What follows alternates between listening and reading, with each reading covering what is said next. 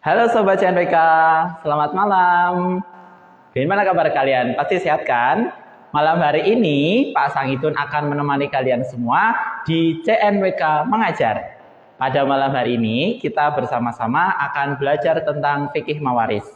Oke, di sela-sela malam kalian, walaupun kalian sudah selesai asesmen sumatif akhir semester, menunggu hasil belajar kalian harus tetap semangat belajar ya.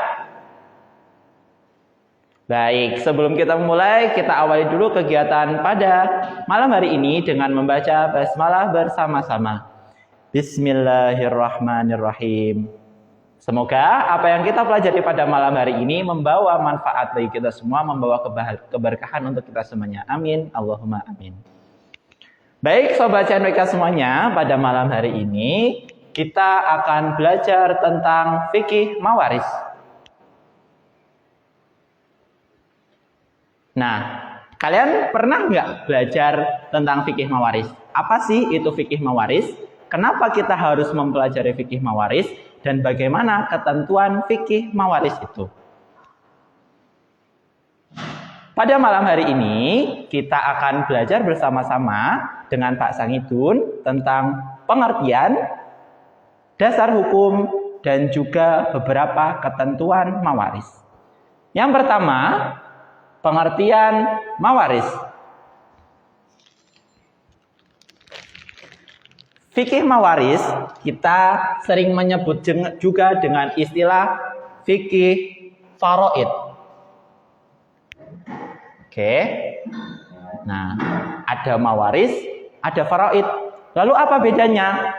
Mawaris sendiri secara bahasa itu berasal dari kata warosa, yarisu, wirosatan, wa mirosan, yang artinya adalah peninggalan. Jadi, secara bahasa, mawaris itu adalah artinya peninggalan. Apapun itu bentuk peninggalannya, dari siapa? Berarti seseorang yang meninggalkan atau yang meninggal. Sedangkan kalau dia menggunakan istilah faraid, ini maknanya sama, hanya saja istilah faraid ini berarti bagian. Oke, Sobat CNBK bisa mencatat ya di buku kalian sendiri di rumah untuk bahan kalian belajar nantinya. Jadi antara fikih mawaris dan juga fikih faraid itu dua istilah yang sama, sinonim. Ya, kalau mawaris itu artinya peninggalan, kalau faraid ini adalah bagian yang mengatur tentang bagian-bagian. Sedangkan secara istilah kita bisa baca bersama, fikih mawaris adalah serangkaian kejadian mengenai pengalihan atau perpindahan pemilikan harta benda.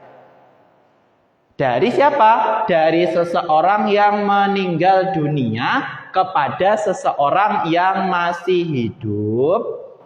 Nah, jadi ada beberapa kata kunci. Yang pertama adalah pengalihan atau perpindahan. Satu ya, diingat. Kemudian yang kedua, harta benda. Ini kata kunci yang kedua.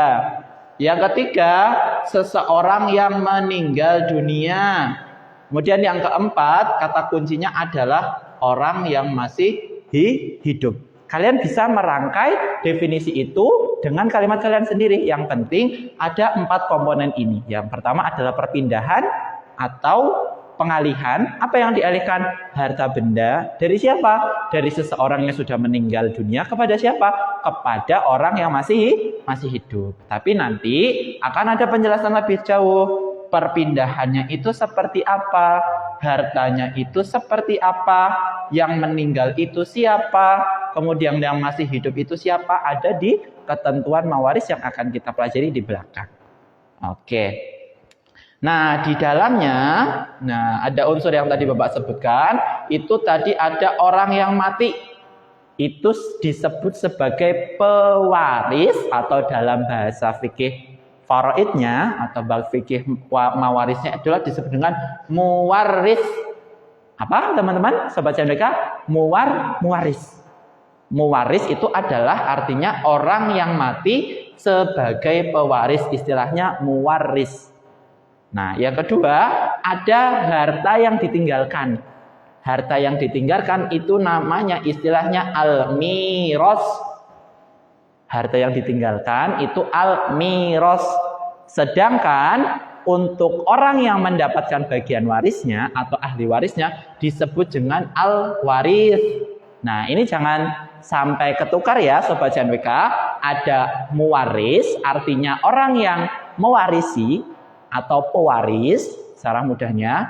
Kemudian harta yang ditinggalkan atau harta warisnya itu namanya al-miros. Dan orang yang mendapatkan harta waris disebut dengan al-waris.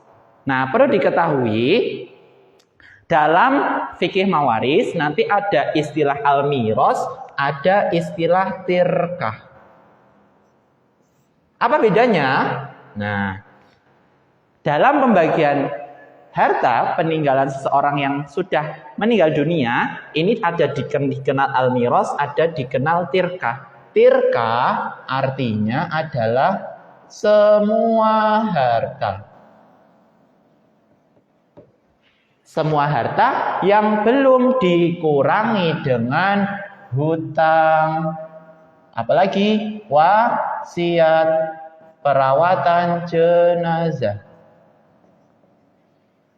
Nah, ini namanya tirkah. Kalau sudah dikurangi dengan 3 hal ini, maka dia disebut dengan al-miros yang bisa dibagikan kepada al-waris. Bisa diterima ya Sobat JNWK? Bisa kita lanjutkan? Oke, kita lanjutkan.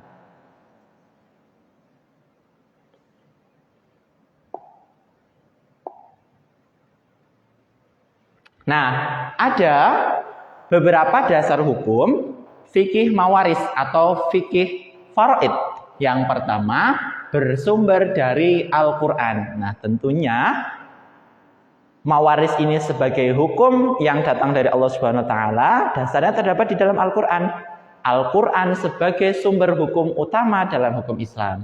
Beberapa ayat yang menjadi dasar hukum fikih mawaris antara lain dalam Quran surat An-Nisa ayat 7. Kita baca bersama-sama ya, Sobat JNWK.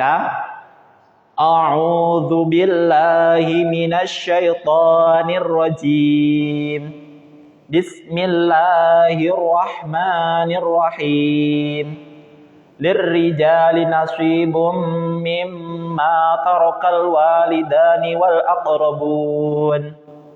Walin nisa'i nasibum mimma tarakal walidani wal aqrabuna mimma qalla minhu aw kathura nasiban mafruḍa. Artinya, bagi seorang laki-laki ada hak bagian dari peninggalan ibu bapak dan kerabatnya. Dan bagi orang wanita ada hak bagian pula dari harta peninggalan ibu bapak dan kerabatnya. Baik sedikit atau banyak menurut bagian yang telah ditetapkan. Ini adalah sumber hukum, dasar hukum fikih mawaris yang pertama di dalam Al-Quran. Inti dari ayat ini adalah tentang kesetaraan antara anak laki-laki dan anak perempuan. Ahli waris laki-laki dan ahli waris perempuan. Kenapa ada ayat ini? Karena dalam sejarah kewarisan sebelum Islam, seseorang yang mendapatkan harta waris itu hanya golongan laki-laki saja. Kemudian syariat Islam datang menyetarakan kedudukan antara laki-laki dan perempuan. Turunlah ayat ini menyatakan bahwasanya baik itu anak perempuan, anak laki-laki itu mendapatkan hak yang sama berupa bagian dari peninggalan ibu bapak dan kerabat-kerabatnya. Lalu bagian dasar hukum tentang berapa bagiannya nanti akan ada di aturan hukum yang lain menurut bagian yang telah ditetapkan.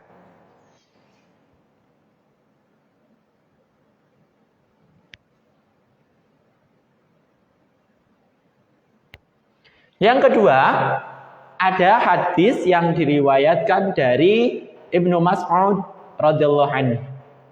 Yang artinya dari Ibnu Mas'ud, Rasulullah SAW bersabda, pelajarilah Al-Quran dan ajarkanlah ia kepada manusia. Dan pelajarilah Al-Faraid. Perhatikan ya, Sobat CNWK di sini.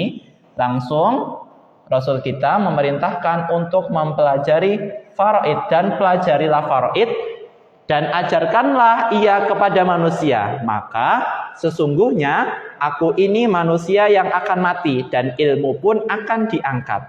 Hampir saja nanti akan terjadi dua orang yang berselisih tentang pembagian harta warisan dan masalahnya. Maka mereka berdua pun tidak menemukan seseorang yang memberitahukan pemecahan masalahnya kepada mereka. Hadis riwayat Ahmad. Hadis ini menjadi dasar perintah bahwasanya Rasul kita Muhammad SAW memerintahkan untuk mempelajari Al-Quran, kemudian mengajarkannya kepada orang lain, dan lebih spesifik di sini adalah perintah untuk mempelajari faraid dan mengajarkannya kepada orang yang lain. Kenapa? Karena Rasul itu sudah tahu di sini. Lihat ini. Sesungguhnya ini manusia akan mati dan ilmu pun akan diangkat. Fikih mawaris itu adalah salah satu ilmu yang akan diangkat oleh Allah Subhanahu wa taala pertama kali dari muka bumi. Jadi ilmu Allah yang pertama kali lenyap dari muka bumi itu adalah fikih mawaris.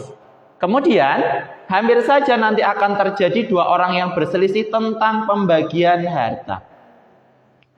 Fikih mawaris ini adalah menjadi solusi ketika terjadi perselisihan pembagian harta. Maka syariat Islam datang membawa aturan-aturan pembagian harta supaya apa? Supaya tidak terjadi perselisihan.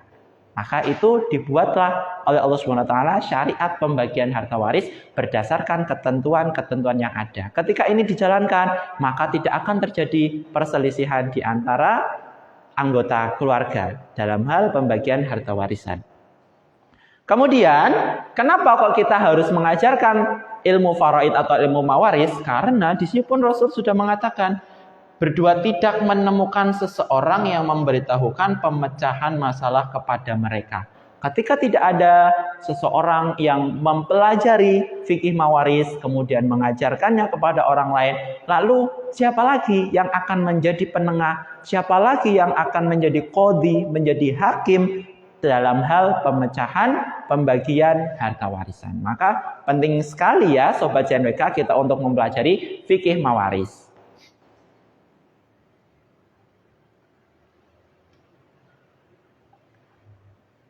Oke.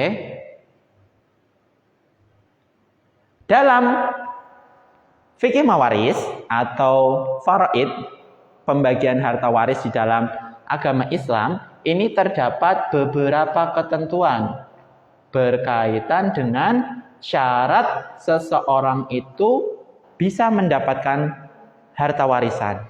Nanti di pertemuan yang akan datang kita akan pelajari siapa sih yang termasuk dalam ahli waris kita, berapa bagian-bagiannya, tapi kita pelajari dulu syarat-syarat mendapatkan harta waris. Syarat untuk mendapatkan harta waris yang pertama adalah tidak adanya salah satu penghalang dari penghalang-penghalang mendapatkan warisan.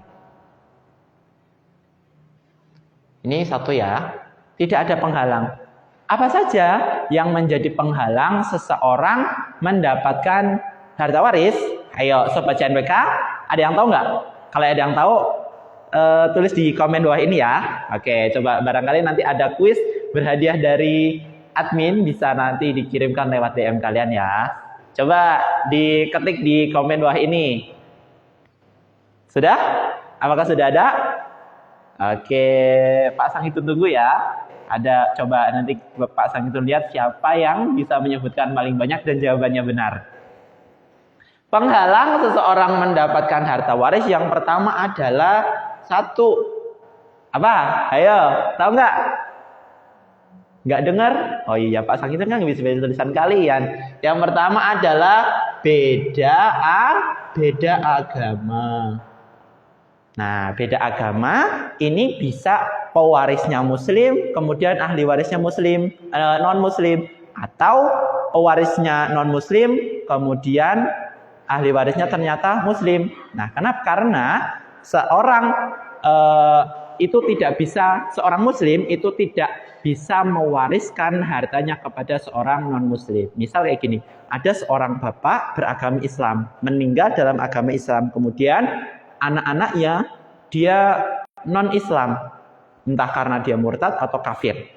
Maka anak-anak itu tidak bisa menjadi pewaris dari harta orang tuanya. Atau dibalik, semisal si orang tuanya adalah non-muslim, kemudian anak-anaknya itu Islam, maka anak-anak itu tadi tidak bisa menjadi pewaris dari harta orang tuanya yang telah meninggal. Karena itu termasuk penghalang dari seseorang mendapatkan harta warisan. Semoga kita semuanya dijaga keimanan, keluarga kita tetap kuat iman kita kepada Allah Subhanahu wa taala. Amin Allahumma amin.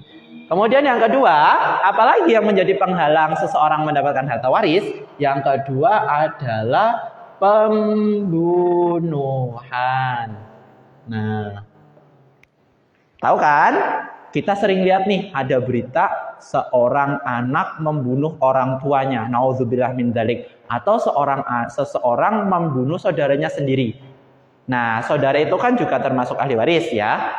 Kalau dia membunuh, maka dia akan terhalang dari mendapatkan ahli waris, mendapatkan harta peninggalan si yang meninggal, walaupun dia keluarga terdekat. Atau misal kayak gini, ini jangan sampai terjadi ya, dan jangan sampai dipraktikkan. Ingat, jangan sampai dipraktikkan. Ada seorang anak dari orang tua yang kaya raya. Orang tuanya itu udah tua, sakit-sakitan. Terus si anak ini pengen segera menguasai harta si orang tuanya. Kemudian diracunlah si orang tua ini. Atau dia dibiarkan, tidak diberi makan, tidak diriwayat supaya dia mati. Itu termasuk pembunuhan. Maka dia akan terhalang mendapatkan waris. Oke? Pak Sangidun ulangi. Pembunuhan menjadi salah satu penyebab seseorang mendapatkan harta waris. Baik pembunuhan itu dilakukan dengan delik aktif. Delik aktif itu artinya kalian melakukan suatu perbuatan nih, ditusuk, diracun. Itu kan artinya kalian berbuat sesuatu. Atau yang kedua, dengan delik kulpa atau delik pasif.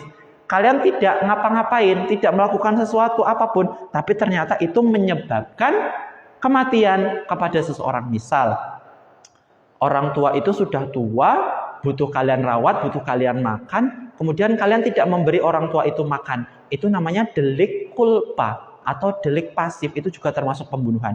Atau yang ketiga, orang tua itu atau siapapun itu tertimpa suatu musibah, tercebur ke dalam kolam, dan kalian membiarkan itu, tidak menolong, atau tidak melakukan usaha atau apapun untuk menyelamatkan dia. Padahal kamu tahu itu namanya delik pasif, termasuk ke dalam pembunuhan yang menyebabkan terhalangnya mendapat waris.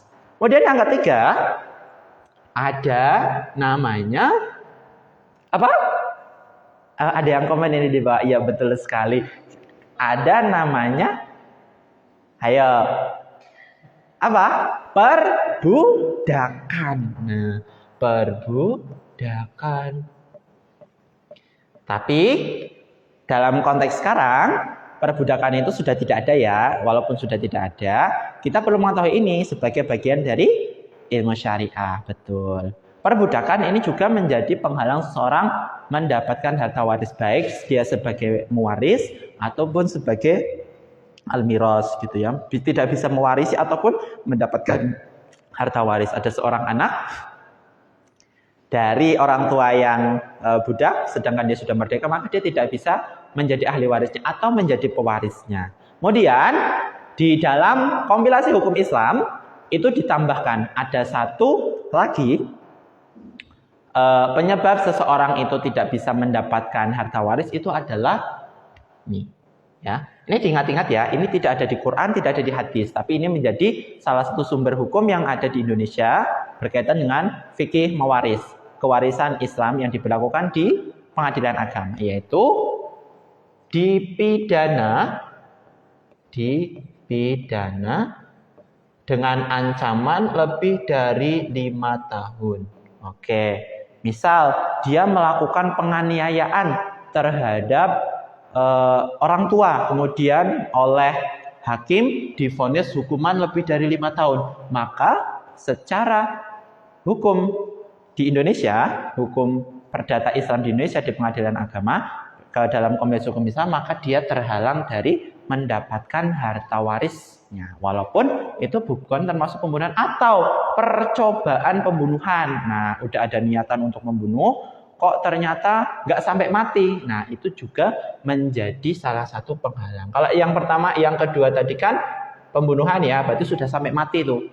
Nah, kok baru melakukan percobaan pembunuhan, itu juga termasuk dikategorikan sebagai ini menjadi penghalang mendapatkan waris. Kemudian yang kedua, kematian orang yang diwarisi walaupun kematian tersebut berdasarkan vonis pengadilan. Nah, jadi tidak ada istilahnya bagi waris kok orang tuanya atau pemilik harta itu masih hidup.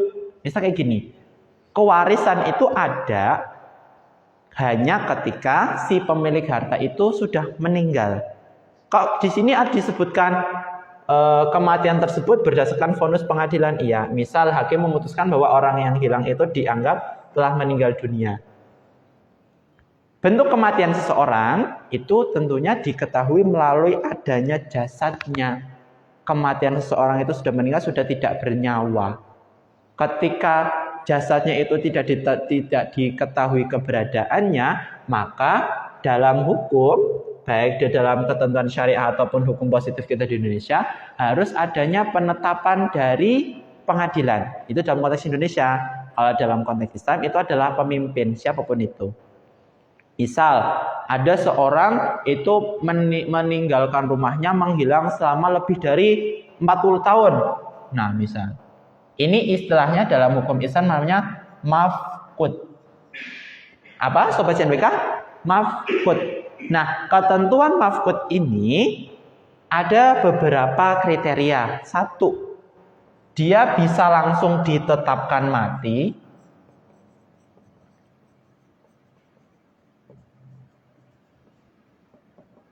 Dalam hal seperti apa?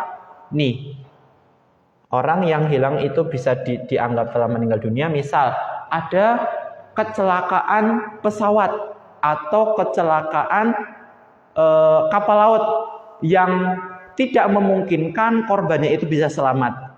Walaupun kecelakaan itu baru 1 minggu, 2 minggu, yang kemungkinan selamatnya itu kecil sekali, maka si hilang itu atau si mafqud itu tadi bisa langsung ditetapkan mati.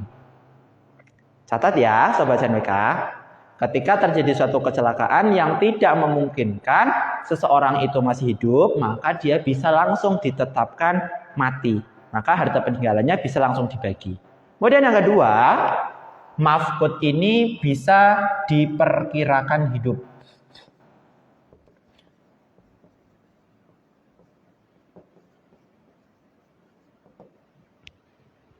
Ini terjadi ketika misal ada seseorang yang sehat jasmaninya, rohaninya, meninggalkan tempat tinggalnya dan tidak ada kabar, lost kontak, meninggalkan rumah di usia 20 tahun.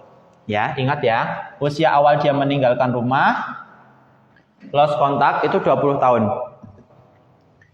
2 tahun kemudian sampai 3 tahun sampai 4 tahun tidak diketahui keberadaannya, tidak diketahui kabarnya, dia belum bisa ditetapkan mafqudnya mati. Kalaupun dia punya harta peninggalan, dia harta itu belum boleh dibagi ataupun dimanfaatkan oleh orang yang lain. Lalu bagaimana supaya harta itu bisa dibagi sebagai harta waris?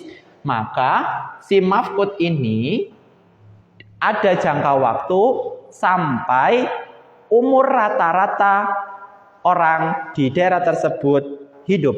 Misal di Indonesia, usia rata-rata penduduk Indonesia itu adalah 63 tahun. Ketika seseorang itu meninggalkan rumahnya, lost kontak, ketika dia berusia 20 tahun, maka harta peninggalan si mafqud baru boleh dibagi dan si mafqud ditetapkan mati. Berarti berapa? Sampai dia usianya 63 tahun. Berapa? Iya, betul sekali. 43 tahun kemudian baru hartanya si mafqud bisa ditetapkan mafqud itu mati dan hartanya bisa dibagi. Nah, kalau belum sampai ini maka belum bisa ditetapkan mafqudnya sebagai mafqud yang mati. Nah, kemudian apalagi ahli waris hidup pada saat orang yang memberi warisan itu meninggal dunia. Jadi, seseorang yang bisa mendapatkan harta waris itu adalah orang yang hidup saat pewaris itu meninggal. Ada bapak meninggal, punya istri, punya anak-anaknya masih hidup di tanggal 1 Januari 2025. Maka yang hidup itu adalah sebagai ahli warisnya. Kalau terjadi seorang ayah punya anak 3, meninggalnya tahun 2025. Lalu dari 3 anaknya itu ternyata ada salah satu anaknya itu yang sudah meninggal di tahun 2024. Maka yang sudah meninggal ini tidak termasuk ahli waris. Kenapa? Karena ahli waris itu adalah orang yang masih hidup pada saat pemberi waris itu meninggal. Jadi misal gini ya. Pasang itu hapus ya. Oke. Nih.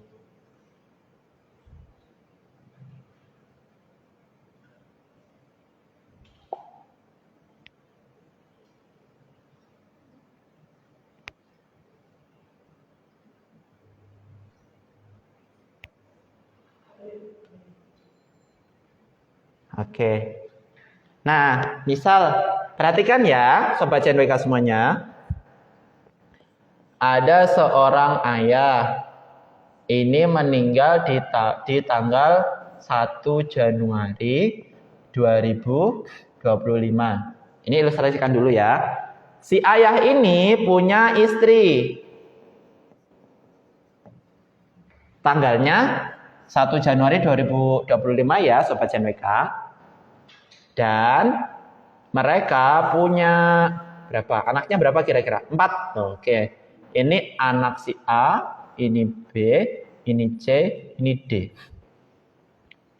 Si A ini meninggal tahun 2023. Si B ini masih hidup, si C masih hidup, si D masih hidup. Nah, si A ini sudah menikah dan dia punya anak.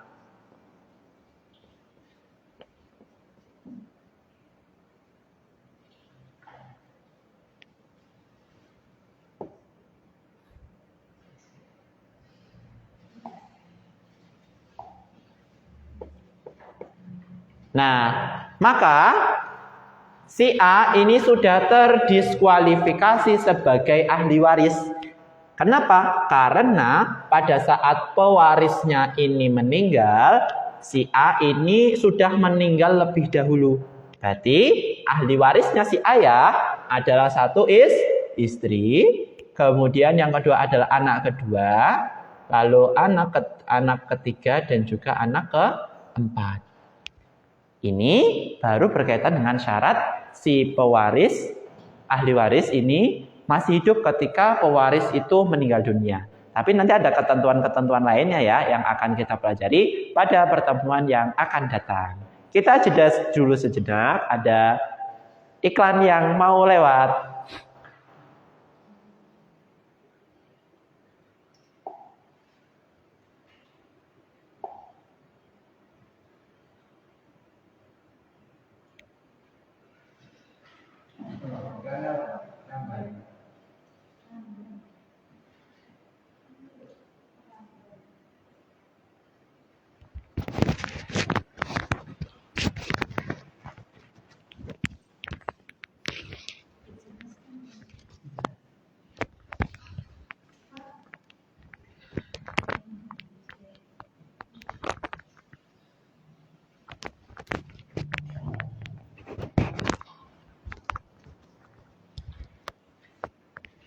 Halo Sobat CNWK. Tahu kan kalau Pak Sangidun ini ngajar di MA Cendekia Nasrullah Satya. Jadi kita berlokasi di Klaten ya teman-teman. Sobat Cendekia bisa cek di IG kita cendekia_NWK.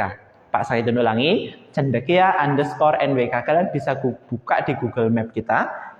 Ketik aja Madrasah Alia Cendekia Nasrullah Satya. Kita membuka penerimaan peserta didik baru untuk tahun 2025-2026. Dapatkan penawaran menarik, ada beasiswa pendidikan full 100%. Pasti itu ulangi, beasiswa pendidikan full 100% bagi calon peserta didik dengan kriteria 1. Memiliki KIP atau surat keterangan tidak mampu, atau penghasilan orang tua kurang dari 3 juta rupiah, atau peserta didik yang memiliki hafalan Al-Quran lebih dari 20 juz. Full beasiswa ya Sobat CNWK, 100%. 100% mulai dari masuk sampai dengan lulus. Yang kedua, ada penawaran menarik lainnya, beasiswa gratis sarana pendidikan bagi calon peserta didik dengan kriteria yang memiliki prestasi tingkat provinsi, bidang apapun ya Sobat CNWK. Yang kedua, orang tua yang memiliki penghasilan kurang dari antara 3 juta sampai dengan 5 juta, atau peserta didik dengan hafalan 10 sampai 20 juz. Gratis biaya pendidikan Sobat. Yang ketiga, calon peserta didik dengan prestasi di tingkat kabupaten atau kota, atau penghasilan orang tua antara 5 sampai dengan 10 juta, atau peserta didik dengan hafalan Al-Quran 3 sampai 9 juz. Daftarkan Sobat CNWK segera di MA Cendekia Nasrullah Satya. Di sini ya, kalian klik aja. Oke. Kalian buat akun dulu. Setelah itu, kalian akan diminta mengisi formulirnya. Daftarkan diri Anda segera. Udah selesai.